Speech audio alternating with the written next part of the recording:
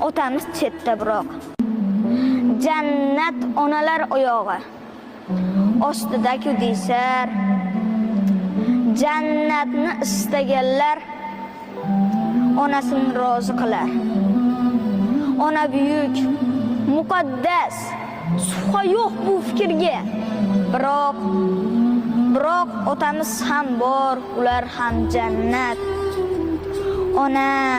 Ona deymiz-u otamiz qoladi yolg'iz. Ular bo'lmaganida bo'lmasdi-ku o'g'il qiz. Bu ko'rkam zamonlarda ayol aziz mukannam, erkaklarga so'z qolmas, go'yo emas-ku odam.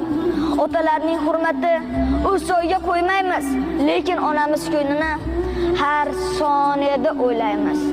Telefonga qaraylik. Qachon qildik qo'ng'iroq? Onajonim deymiz-u, otamiz chetda biroq.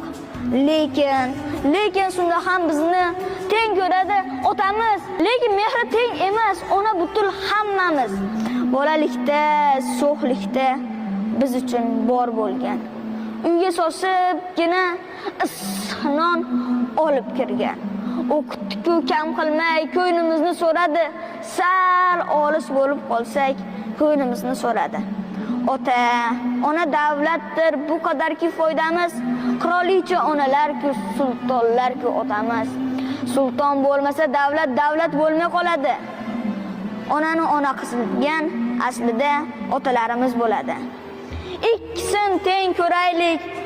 Ona borki hayot bor. Otasini asragan ham jannat. Barakalloh.